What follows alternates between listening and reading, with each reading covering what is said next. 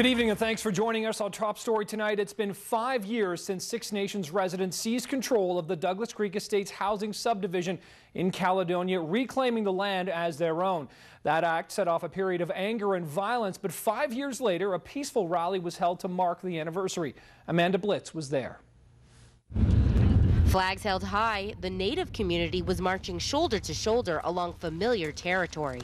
It's absolutely amazing. 5 years later, and this is our stronghold. This is a place that our people remember in their hearts forever. Don Smith, along with Jan Longboat, were a couple of the original 15 people who seized control of this land on February 28, 2006 at 5:30 in the morning. 5 years later, I think we're still of the same mindset that we need to protect our land, because our land is our roots of our people since the beginning of time. This rally was to commemorate what has happened, but also what hasn't. In particular, that they're no further along to a resolution with Ottawa and the province. When the occupation began, the Ontario government bought the land from the developers. The federal government says the Six Nations relinquished their claim to that land in the 1800s, but the Native community doesn't agree. It's heartbreaking what they've done to our people. It is, but we're strong and we will survive. They'll never knock us down. Now, members of the Native community that I spoke to at this rally tell me they are ready and willing to negotiate, but they say the government is stalling. They're playing a waiting game with us, but we're standing up to the plate, the Mohawk Nation. It's all about money to them, you know.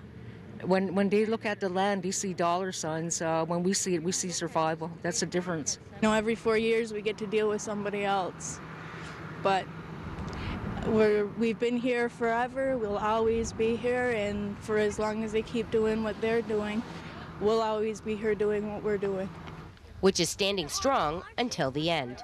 Amanda Blitz, CHCH News, Caledonia. So after 5 years, what has the occupation accomplished? R.L. Sweeney covered the Caledonia story perhaps more than anyone in Southern Ontario, and he's been working on a special retrospective on this anniversary. He joins us now live with a look at the current situation in Caledonia. Al. Hi there, Nick. Well, Caledonia and Haldimand County are still dealing with the economic blow, but the natives say they've made a lot of progress in getting their message out and say eventually that could help bring about an end to the standoff.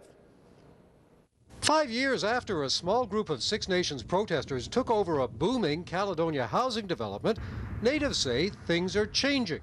Well, it's opened up a lot of people's eyes to who the natives are. The protest exploded in confrontation months after it began and spread from Caledonia to cities like Brantford. Floyd Montour, who led some of those demonstrations, says it's been drawing more attention to land claims and giving natives more confidence. And the way I look at it, Native people are getting stronger in voice. And the Mohawk Nation is standing up from the obscurity that they've been for so long. He says they're demanding governments deal with land claims. And the Six Nations Confederacy lawyer says governments are more ready to listen now as Canadians come to understand the issues. Elected officials only are prepared to move so far as the people who elect them. But at the same time, the dispute devastated Caledonia. What happened here should never have happened in Caledonia or anywhere else in Ontario. It pretty much ended any new development. Some residents are of the opinion that this will never end, and that's unfortunate because people want to move lives forward. After 5 years, Haldimand County's mayor agrees they don't want to look back, but forward.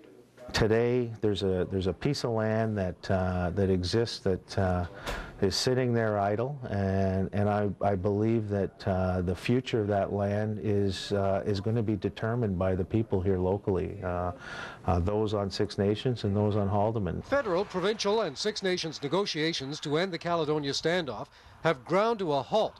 Ottawa says it's trying to find a way through the impasse, but local leaders say they have to act themselves. It's all relationship building. Brantford says it found a way to move ahead in the face of a development chill because of land protests. The mayor says they started talking with Six Nations. The province doesn't understand where we are. The feds don't understand where we are. So we can't rely on them to come in and save us. That's why we have to find relationships as neighbors. And the native protesters say get used to this because they're not going back to the way it was before. Canada is not free.